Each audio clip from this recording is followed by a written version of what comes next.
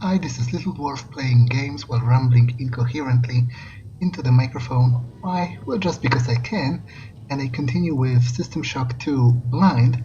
Now, last time I completed the tutorial and now I'm ready to start the game proper. Just waken from hibernation aboard the Von Braun, the first human ship capable of, actually a starship, capable of faster than light travel, and obviously enough, something has gone terribly wrong, as it often does in those kinds of scenarios. And so, let me orientate myself in the... I haven't played for a couple of weeks actually, because I've been rather busy, so I've actually forgotten some of the control schemes. But overall, I have a very good feeling about this game, and I am very much impressed with what I've seen so far, especially with the apparent depth of the character development and the various skills and attributes. So I'm very much looking forward to that. I've invested into the psionic powers because they seem to be the most unusual to me. The entire sector is depressurizing and the blue vacuum shield won't last long. Get through a secure airlock before you're sucked into space. Move it! Okay, so I guess I don't exactly have time to sightsee unless it's like, fake pressure and nothing is going to actually happen. It's just pretending to give some urgency to me. Cryogenic sector access card. Okay. Apparently I can't close the... Oh, there's like an information kiosk. So, kiosk, I guess it's pronounced. So I guess I should be safe here? Because otherwise how would I read it? Cyber interface. So it's just a rehash of the tutorial. I was hoping for...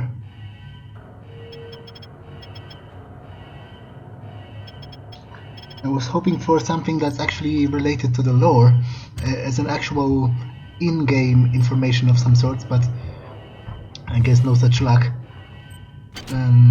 Anything on the corpse? You, to play the last log. Great. I've got to change the access codes out of Cryo A again. Like I've got nothing better to do. I think Grassy just likes to make work for me. I'll set the new code to 45100. That should be easy enough to remember. Actually, 451 is a sort of recurring symbolic number in all of that appears in all of the games of the developers of System Shock. I believe it's related to their own, like the number of their office in the building they first worked in, or something like that. I'll post the precise details in the description when I look it up, but I guess, yeah, that's again a rehash of the tutorial. So 45100.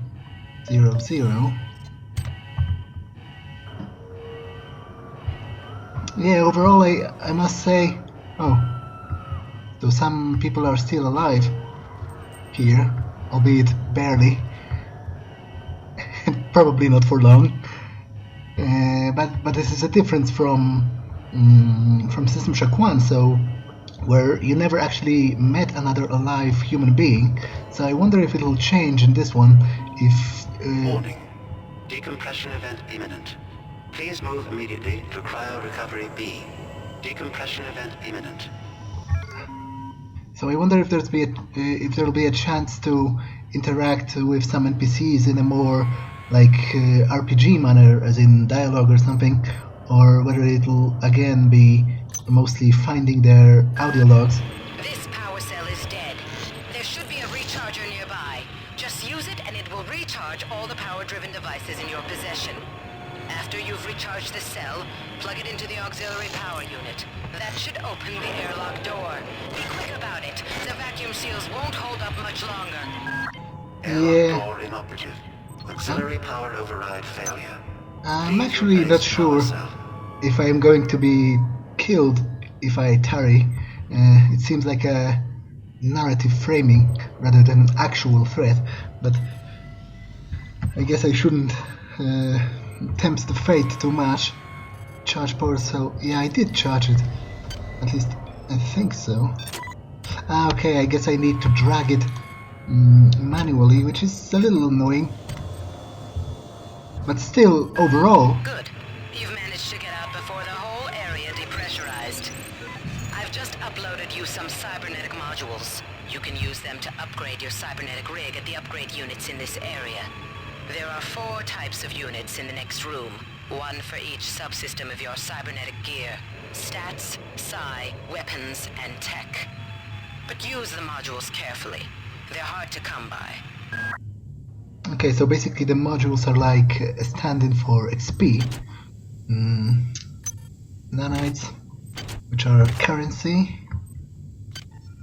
Okay, this is... so I guess those kiosks are like a rehash for the tutorial, I guess always, but I will probably check them out anyway each time to make sure I'm not missing anything. What I was about to say is that overall, medical personnel only. Yeah, but what does this button do? Ah, it's a light switch. Overall, this game controls a lot better than the first one. It's a lot more fluent and a lot more, like, there are a lot more things that seem pretty obvious to me, and yet they weren't implemented in the first game. For example, I can crouch just by using a single button, as well as reload by just clicking R instead of manually clicking, you know, a reload icon that was somewhere over here. The first game was overall a lot more clunky, and this one already feels a lot better, so I'm having high hopes for it, especially seeing how much praise I've read about it. Exit priority com traffic only, operation schedule suspended. I guess that's just some flavor text. And I'm overall also really impressed with the quality of the textures. Obviously it's not the original textures, I'm using a couple of graphical mods, but they are really crisp and sharp. You can read the minor text on the walls, on the screens and whatnot. I always enjoy things like that. More nanites.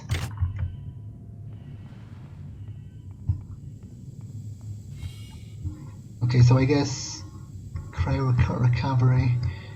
Those are the stations she mentioned, where I can upgrade my stats. But I guess I would like to check this part first, unless it loops. Is there something up there? Kind of looked like it for a second.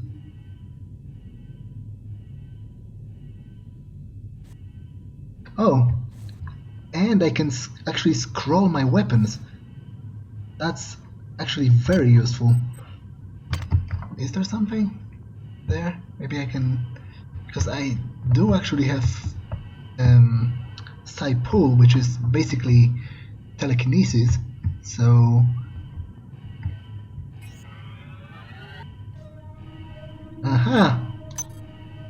speed booster. Interesting. So overall, already it sort of sends a message that it pays off to look around and scout the area for difficult to reach items, which is good because I'm certainly hoping I'll get some use out of the psi powers. Now, actually, let me check that, because in the tutorial I didn't have the access to the character stat screen, which is one of the annoying things actually, because I wasn't able to check which powers I'm actually choosing, or rather I was aware which power I'm choosing, but I wasn't sure what the power actually does because I couldn't check it. So I ended up with like cryokinesis and kinetic redirection were like default, but I also ended up with cryogenic agility, which increases your agility by 2, which, to be honest, I think the other one were like cryogenic cyber affinity, which raises my cyber affinity by 2, and I think this one, which I think this sounds the most useful, eliminating 50% of all combat damage. But oh well, I hope I'll get some use out of the cryogenic agility too, and if not, I can always just upgrade the other psionic powers on my own at a later time. Actually, let me recheck what the various statistics do. So what is agility? Movement speed, reduces falling damage and weapon kickback. Okay, so actually it's pretty useful because it all like movement speed and falling damage are so and so and so, but reducing weapon kickback actually seems like a useful addition. Well,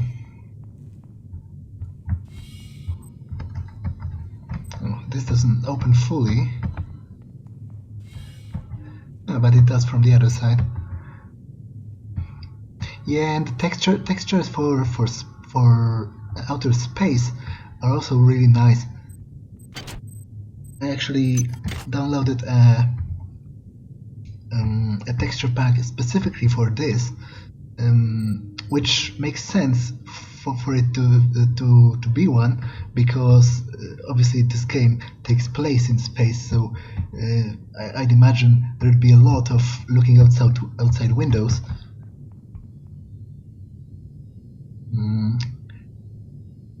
Errors, something. Computer hacking. Yep, it's just a rehash of the tutorial. Bring up hacking screen. Detail information chances, blah blah blah.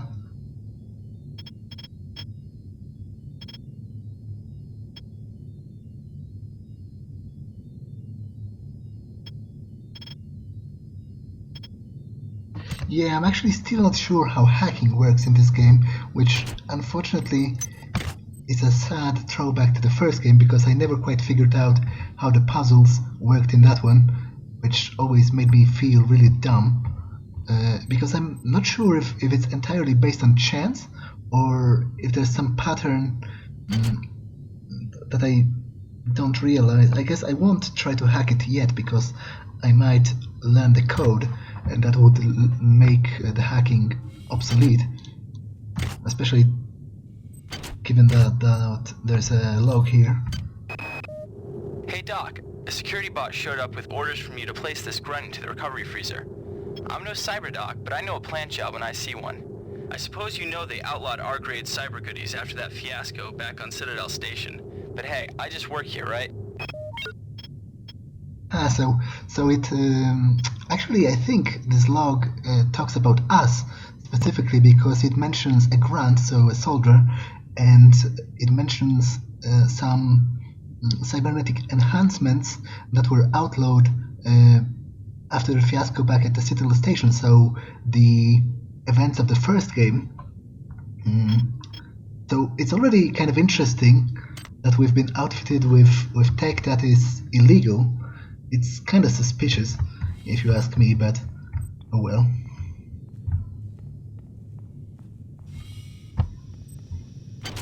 Okay, that's where I came from originally.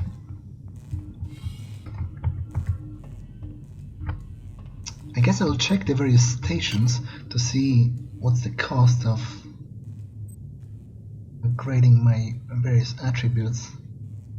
Okay, so I could upgrade endurance, but to be honest, it seems the least useful, because the only thing it does really is give you more hit points, which if you're playing carefully enough you should be able to stay alive anyway.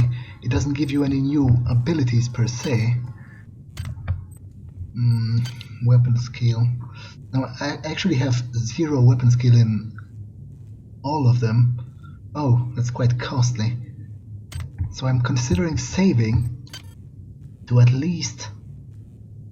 Yeah, all of them are quite costly actually.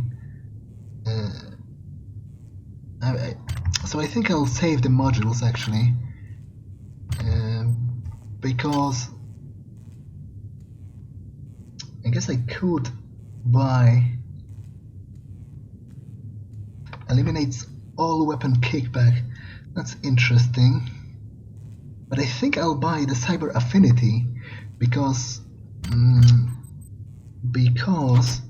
cyber affinity improves your chances of hacking, repair and modify skills and lessens the number of dangerous nodes. So it'll greatly improve my chance, maybe not greatly, but significantly improve my chances of successfully hacking a terminal.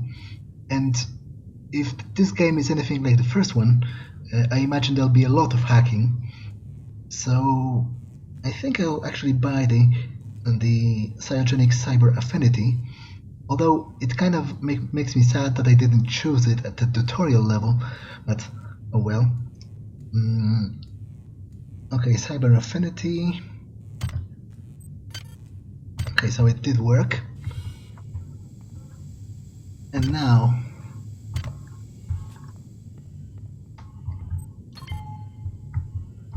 okay, that's where I came from again. I'm walking in circles.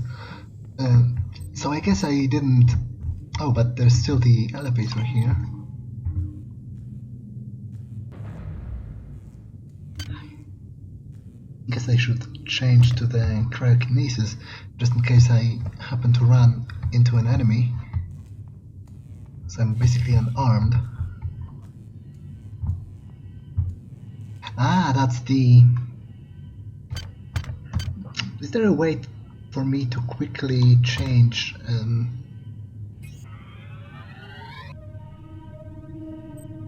psionic powers? That would be pretty useful, but this is the area I was in earlier, so I guess I didn't really need the psi pool that much, because I guess... Oh damn it. That's unfortunate, but I guess I could have just jumped across, maybe. Though that would be more difficult and overall more annoying to do, so the psi pool has paid its dividend anyway. I'll leave the cryokinesis chosen for the moment, because I'm otherwise unarmed. Another psi amplifier. I wonder if there'll be a chance to like sell any of those items, or maybe more likely scavenge them for materials or something. Now that's that's an expressive face full of terror if I've ever seen one. 5 tiers of psi disciplines, blah blah blah. Yeah, so overall, actually, maybe it'll tell me how to quickly change the chosen discipline. That would be helpful. Equip your psi amp. In the ammo window on the bottom of the screen, press the left button to fire. Yeah, it doesn't really tell me how to... Yeah, this just chooses the amplifier. Well, I guess it's still less contrived than... Can somebody let me out? I can't find my card. Please, let me out of here.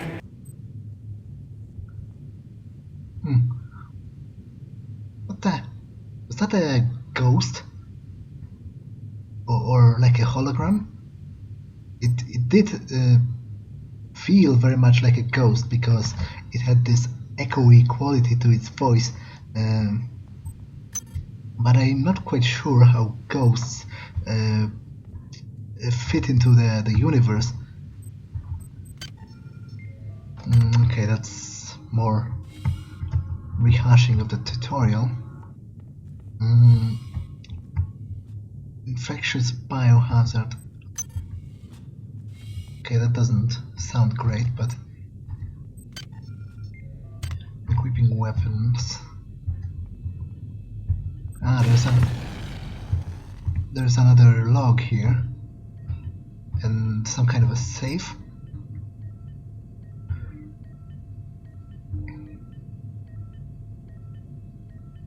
Okay, that's interesting. Exponential metaviral incursion. No idea what that means, but it sounds ominous, especially the incursion part. And I've actually seen some kind of a strange creature, like a mutant or something.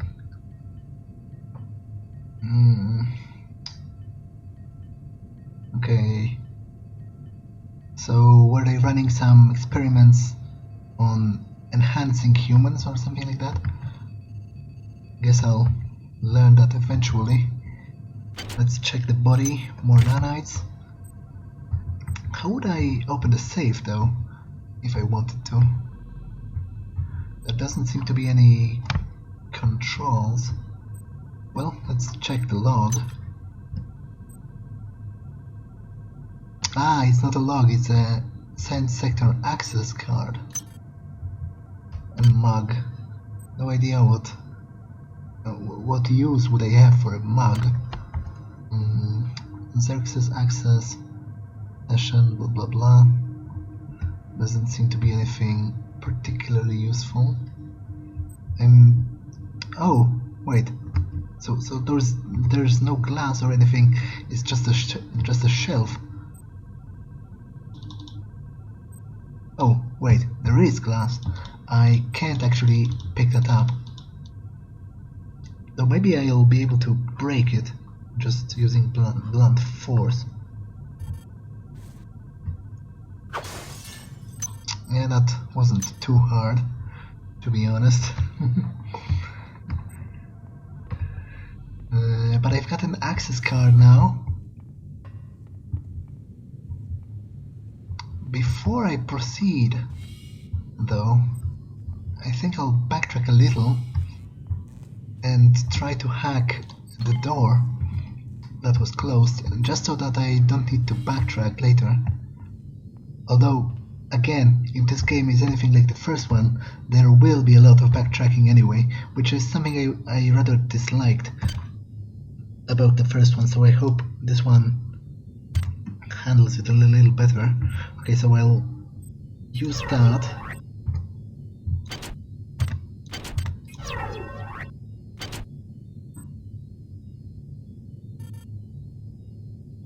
Okay, so I actually can't hack anything until I up my hacking, which is unfortunate. Damn it, especially now that I've spent the modules that I've had so far. And I actually spent them precisely because I wanted to be better at hacking, but it turns out I'm no better at all. What is that? Is that some kind of alien organ, or it's like a human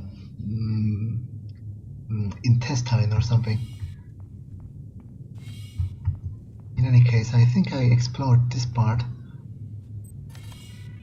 Okay, so I used the card.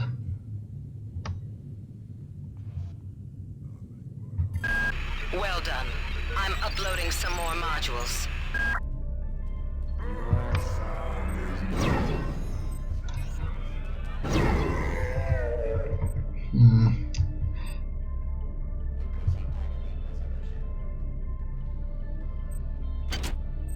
Yeah, so I am facing some kind of a mutant. Oh, and there's a rather big security bot down there. Your flesh betrays, you know. That sounds really ominous.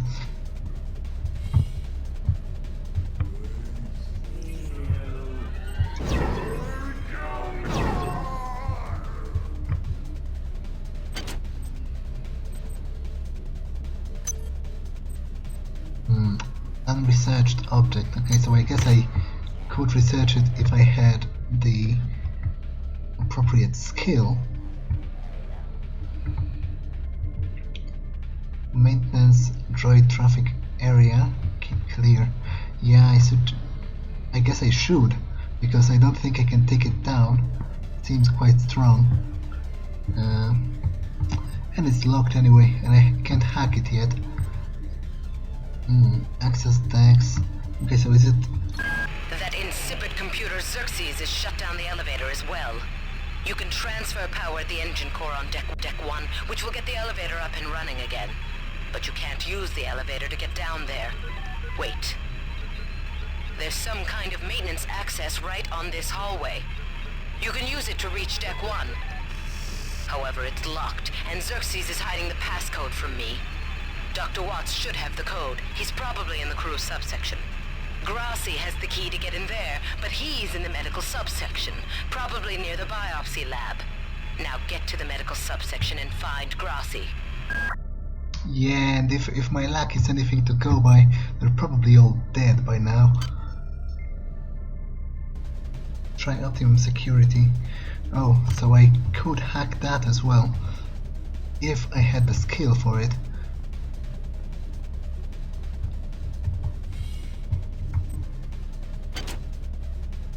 Damn it, that's closed as well. I'm really regretting not saving my modules for a hacking skill. Search desk. Okay, some logs. Why is it that no one listens to me?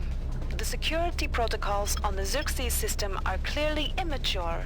Some idiot hacked into the primary data loop last night and made Xerxes sing Elvis Presley songs for 3 hours. I finally had to pull the voice subsystem offline. What would happen if someone with a real agenda got into him? Yeah, I wonder what would happen really. It seems the TriOptimum Corporation learned nothing from the events of the first game, because again they've made some kind of an AI run their ship, and I'm pretty sure it went bonkers. Like, I would bet my money on it. So they apparently aren't the brightest people on the planet. They keep making the same mistakes.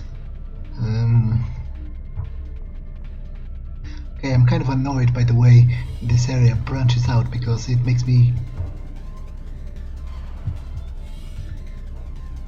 Yeah, that's right. I agree with the blood written notice on the wall. Remember Citadel. If you did remember the Citadel, then you wouldn't have made an AI run your ship in the first place. You idiots. Whoa. Okay.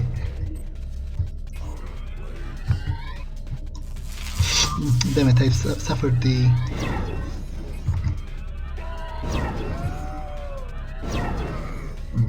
psionic. On most decks you'll find a quantum bioreconstruction device.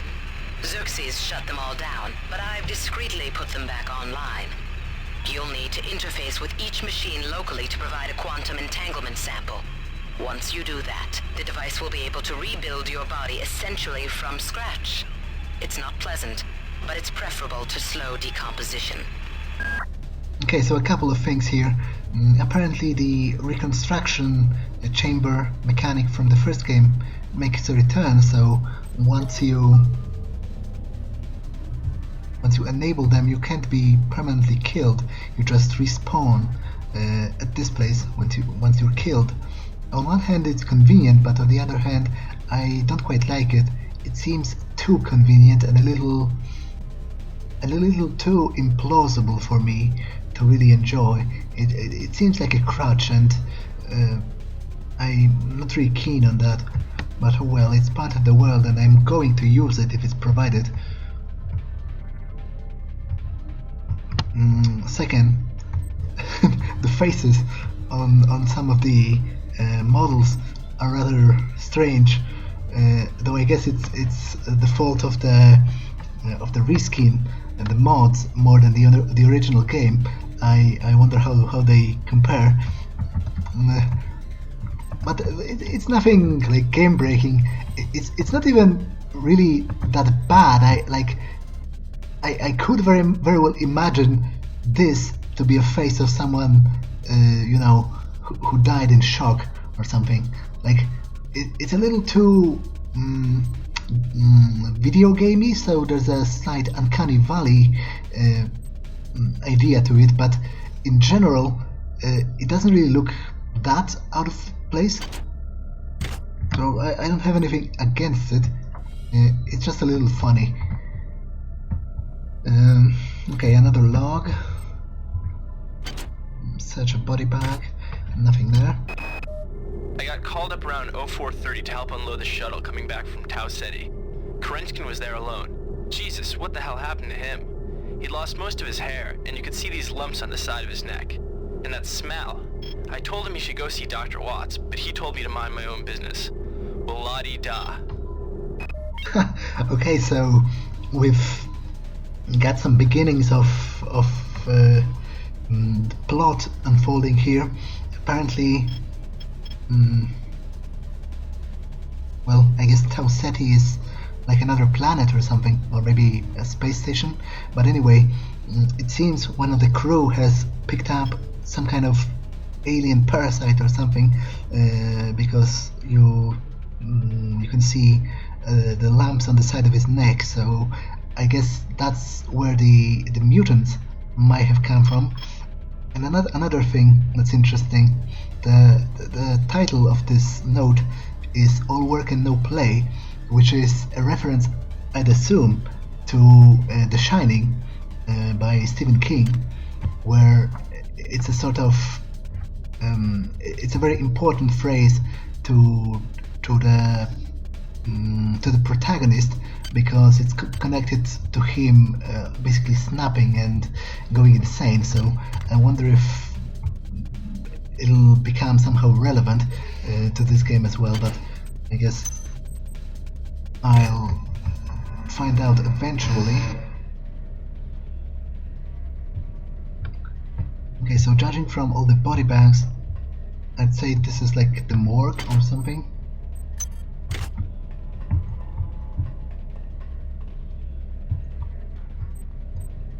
They even have a furnace for cremating the remains, but I guess there's nobody left here to do it.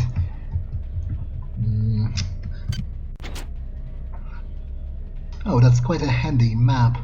It highlights the immediate area I am in, and also it seems it labels at least parts of the map.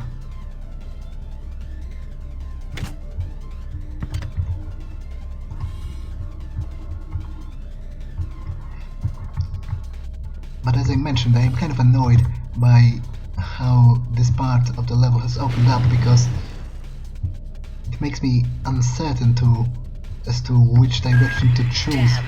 The power outage has also taken out access to this bulkhead. It's the only way to get to the medical subsection. Oh, damn it. Pick up the battery from the floor and find a recharger. The one you used before is in hard vacuum now, I'm afraid, but there should be another one on this deck. Once you get the battery recharged, place it in the auxiliary override. Damn it, it seems I was spotted by the security.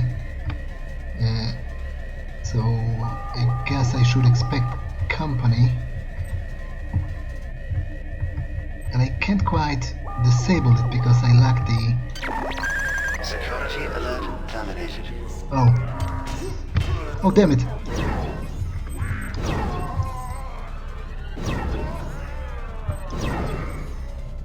I totally didn't notice them. I wonder if they responded to the alarm, or were they just here, you know, coincidentally. In any case, it probably would be more beneficial for me to just straight up die and be respawned by the restoration station at this point, because I only have one health point left. But I'm not going to abuse that mechanic because it seems cheap. So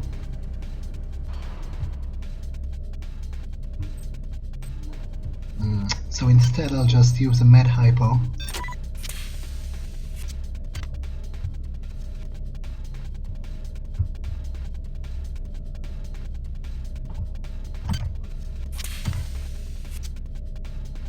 Although it was a colossal waste of health in general, but oh well.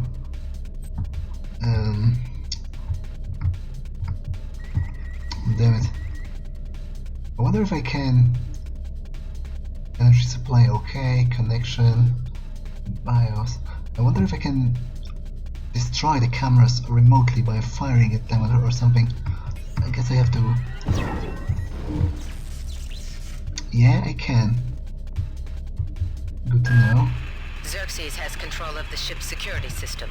Avoid or destroy any security cameras you see. You can hack security computers to power down the cameras too, if you're good enough. But don't botch the job, or you'll set off the alarm yourself. Your corpse is useless to me. Yeah, unfortunately I'm not good enough. At least not yet. And this mechanic with disabling the cameras to loosen the AI's grip on the ship is very reminiscent of the first game, which again confirms how stupid it was of the TriOptimum Corporation to try the same thing again. What the? Is that the same type of enemy as before? It looks kind of different. But I guess there may be different model variation.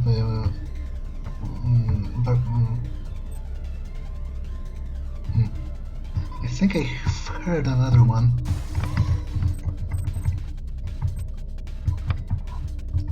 Oh man, I think I'm actually locked inside. It's a little disconcerting.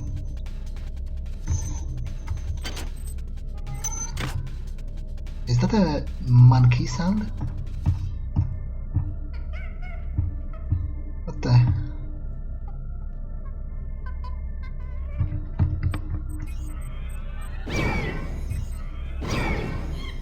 Okay, what the hell? Are those like monkeys with exposed brains? What the hell is that? Pretty weird. Nothing here. And I hear another one of those hybrids, but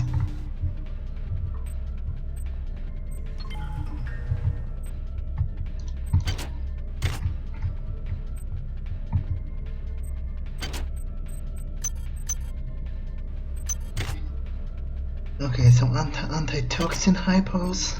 Interesting. Ever since we reached Tau Ceti, the lab monkeys have been acting strangely. Nurse Lesser picked one out of a cage to be brought in for vivisection, and the rest of them, I mean the entire group, stood up on their legs and howled. This wasn't just a random display. It was a protest. Okay, so apparently the monkeys gained self-consciousness or something? I don't know if it's alien influence or something, because again it mentions the Tau Ceti planet, so something must have happened there. Although it kind of saddens me that that far into the future we're still doing vivisections. Like, they are outlawed in most of the developed world as of today, so... But I guess world-spanning corporations such as TriOptimum probably doesn't care for ethics that much, which is a given for any large corporation in fiction, and unfortunately enough sometimes also in reality. Wear protective clothing, blah blah blah. Okay, so this is like a lab area. Damn it, I really missed the ability to hack things.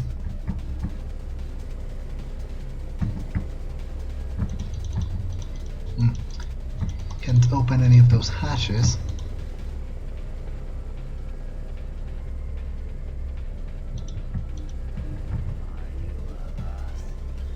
Nope, I am not of you.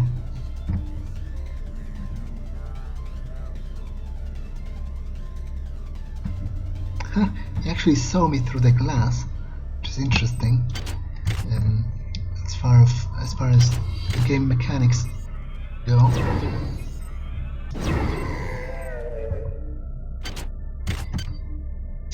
I guess I should start using the wrench more instead of just blasting the psionics at everything, because I don't have any psi hypos, and I doubt there are as many of them as to just be able to blast everything with psionics.